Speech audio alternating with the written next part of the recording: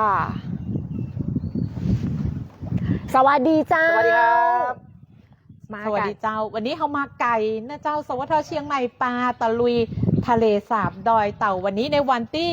น้ำเต็มตลิ่งเขาเรียกว่าตอนนี้เป็นคืนชีวิตชีวากับดอยเต่าแมนแต่กี้เขาถามผู้ประกอบการที่นี่เพิ่นบอกว่าเนี่ยเป็นน้ำนักที่สุดในรอบหลายๆปีที่ผ่านมาเลยครับผมวันนี้ทีมสวทเชียงใหม่นะครับปลามาตะลุยดอยเต่าเนาะสำหรับท่านใดที่เข้ามาแล้วนะครับฝากข้อจอแบบแนวตั้งก็ได้แนวนอนก็ได้ข้อจอ2 ทีเหมือนกันถือว่าเป็นการกดไลค์กดแชร์เป็นกำลังใจให้หมู่เขาเนาะเจ้าส่งข้อความเข้ามาทักทายกันได้นะเจ้าหรือจะช่วยกันแชร์กันได้เพื่อที่จะได้ให้คนอื่นๆก็ได้เห็นบรรยากาศของทะเลสาบดอยเต่าบ้านเฮาวันนี้บรรยากาศเย็นสบายพอฟ้าจะบอกว่าเป็นวันที่ทะเลสาบดอยเต่าปิกมามีชีวิตชีวาแห่งครั้งพอน้ำเจ้าคุณผู้ฟังพอน้ำฮันเหมือนเฮาอยู่ทะเลบ่อยู่ทะเลจริงๆเหมือนอยู่ทะเลนะเจ้าตอนนี้ทะเลสาบนี่ปกติมันจะเป็นดินห้องเป็นทรายห้องเป็นน้ำห้องแต่อันนี้พอไปตังใดก่อนน้ำหมดเลยนะเจ้าปีนี้น้ำหนักครับแล้วก็ตะกี้ได้สัมภาษณ์เนาะที่ผู้ประกอบการบอกว่านักท่องเที่ยวเยอะขึ้นนะครับทางผู้ประกอบการก็ดีใจนะที่มีนักท่องเที่ยวมีผู้มาใช้บริการบางท่านเพิ่งก็จะมาเจ้าแล้วก็ลากแพออกไปเนี่ย4 โมงก็เปิ้นก็ลากปิกนะเจ้าเนี่ยเที่ยวภายใน1 วันได้บรรยากาศที่แปลกใหม่เนาะแม่นจริงๆเนี่ยตรงตะกี้ได้สอบถามนะคุณดูมีฝั่งนู้นจะมีพระธาตุมีฝั่งพุ้นนะครับมีเรือมีวัดนะเจ้าไปไหว้ได้นะครับเจ้ามีวัด2 ที่ครับฝั่งนี้กับฝั่งพุ้นนะครับเจ้าแล้วก่อนที่เห็นเป็นเรือแพอยู่เนี่ยก็จะเป็นบริการของผู้ประกอบการที่นี่ที่ลากแพออกไปเนาะไปกินข้าวกลางน้ำอย่างเงี้ยเนาะแล้วก็อาหารรสชาติของอาหารที่นี่นี่โอ้โหอร่อยเลยค่ะเมนูป่าต้องมากินที่นี่ราคาย่อมเยาเจ้าด้วยแม่อันนี้ยืนยันน่ะราคาย่อมเยาคุณผู้ฟังเจ้าคุณผู้ฟังพอเมฆฮันเมฆลอยติดกับภูเขาหนึ่งเมื่อวันนี้นะตามที่ศูนย์อุตุนิยมวิทยาเปิ้ลได้รายงานนะจ๊ะว่าบ้านเฮาวันนี้ยังมีฝนอยู่ฝนเรา30ของพื้นที่ของเชียงใหม่บ้านเฮาตกไปตั้งแต่ตะคืนที่นี่ก็เหมือนกันเฮาก็ทำเจ้าถิ่นที่นี่เราเจ้าที่นี่ฝนตกมาตั้งแต่ตะคืนเหมือนกันเลยนะเจ้าเนาะตามการรายงานอากาศให้นะคุณผู้ฟังที่จะเดินทางเนาะผู้ชมที่จะเดินทางไปพักผ่อนท่องเที่ยวไปแอลตังใดนี่ตรวจเช็คสภาพรถตรวจเส้นทางการเดินทางกันให้ดีเจ้าเนาะแต่เจ้านี่ตอนที่เขามาก่อนมีฝนตกตลอดเวลาแต่ก็เย็นสบายนะวันนี้เป็นการเดินทางที่สบายนะเจ้าหมู่เฮาเนี่ยตึงทีมเนี่ยวันนี้เขามาทำสกู๊ปมาทำรายงานจากส่วนอื่นในก็มาแล้วก็เลยคืนกำไรแหมสักหน่อยก็เลยเอาบรรยากาศมาฝากแม่นบรรยากาศคนเดียวอ่ะบรรยากาศนี่แบบมันเมินแล้วตะกี้ถามผู้ประกอบการบอกว่าในรอบ14 ปีนะตั้งแต่ปี54เจ้าอย่างกูเจอเฮามานี่คือเฮาเอารถจอดใกล้ๆเนาะแล้วก็เดินเนี่ยแพไปหาเฮาที่ดินปุ้นนะเจ้าประเดี๋ยวนี้เฮาต้องเดินข้ามสะพานมานะเจ้าด้วยความเหมือนบรรยากาศว่าวิวเลยกะนะมันต้องเดินข้ามน้ำมาเนาะคุณผู้ฟังจะบอกว่าบรรยากาศดีนะเราจะสามารถล่องไปถึงเขื่อนภูมิพลได้เลยนะตอนนี้บอกว่าตอนนี้น้ำนี่ถึงเลยนะเจ้าแม่นครับก็จะมีเรือเนาะเรือ2 ชั้นนะครับที่มาจากเขื่อนภูมิพลมาถึงตีทะเลสาบดอยเต่าเลยวันนี้เฮามาเนี่ยพอหลายท่านได้เห็นภาพบรรยากาศของทะเลสาบดอยเต่าวันนี้เนี่ยอาจจะเนี่ยคือเสาร์อาทิตย์นี้วางแผนมาแอลทะเลสาบดอยเต่านะเจ้านอกเหนือจากเราจะได้มาชมภาพวิวธรรมชาติของน้ำนะเจ้ามี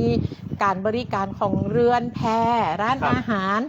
ของฝากโดยเต่าคุณคมสันคุณต้องพูดถึงอะไรอย่างป่าครับผมเนาะมาให้ต้องมีป่าแม่มีตึงแต่กี้เขาเดินเข้ามาเนี่ยเปิ้ลตั้งร้านขายกันเปิ้ลกับมีตึงปลาสดมีตึงปลาแห้งนะเจ้าแล้วก็ผลิตภัณฑ์ชุมชนแม่นะครับมาอุดหนุนพี่น้องตั้งดอยเต่าแม่เนาะไม่เอาตะเพเจ้าเนาะซึ่งดอยเต่าเองก็มีสิ่งดีๆแฮมไลฟ์สิ่งหลายอย่างทีมงานเฮาเนี่ยมาได้จะมากะตีดอยเต่าที่เดียวนะเจ้าเนาะใครชมอยู่ตังใดมีสถานที่ท่องเที่ยวที่อยากจะแนะนำหมู่เฮาอย่างคือโซนเชียงใหม่ไปแอล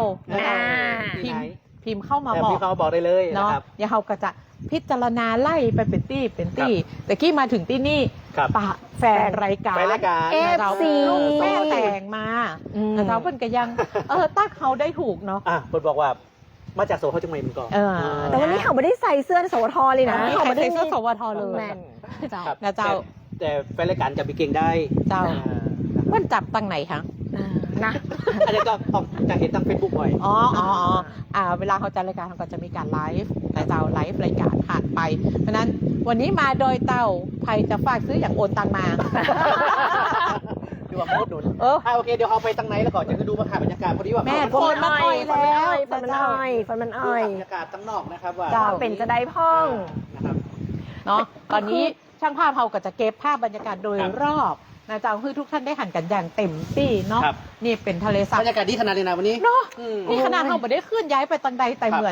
มือนท้องฟ้าและภูเขามันไหลมาหาเรา แม่นครับ เมฆก็ลอยมาหาเฮาเหมือนเฮาจะอยู่บนก้อนเมฆ เจ้า ใกล้ๆก้อนเมฆกับบรรยากาศ ใกล้ขนาดเลยนะ เนาะ แม่นคุณผู้ฟัง เนาะเดินทางออกกันแต่เจ้าสักหน่อยนะเจ้า แม่ วัน น ถึงที่ เจ้า นี่มันก็จะบ่ฮ้อนนะเจ้า แต่ว่าจริงๆแล้วปีเก่งคนว่าฝนจะตกแค่วันนี้นะแต่วันพรุ่งนี้เป็นต้นไปเนี่ยอย่าง ก่อน เสาร์ จะ อาทิตย์ อากาศ ใช่เพราะ หนาว ว่า ละ จะมาแอล เนาะ มาได้เลย เนาะไผ่จะมาแอลนี่มาได้เลย ครั นะ บ เจ้าเนาะอย่างแล้วก็อย่างที่เขาบอกว่าเขาไม่ได้หยุดแค่ทะเลสาบดอยเต่า ใช่ นะเจ้าก็เดี๋ยวเขาจะมีโปรแกรมไปตั้งอื่นแห ครับ มนะเจ้าเพื่อที่จะให้คุณผู้ฟังคุณผู้ชมได้ติดตามนะเจ้าแล้วก็จะได้เลือก ครับ เจ้า เลือกไปเหมือนที่เฮาไป ครับ นะเจ้าเนาะ ก็ถือว่าเป็นที่เขาไปติดนาทีเนี่ยเขาเรียกว่าเป็นยังไงซอฟต์พาวเวอร์ท้อ เป็น งถิ่น ซอฟต์พาวเวอร์ท้อง แม่ ถิ่น นนะเจ้า นะครับ และทะเลสาบดอยเต่านี่ก็ขึ้นชื่อเลยว่าเป็น แม่นครับ ซอฟต์พาวเวอร์ท้องถิ่นของเฮา อืม นะเจ้านอกเหนือจากป่านอก ครับ เหนือจากน้ำนอกจาก ครับ เรือนแพต่างๆที่เปิ้ล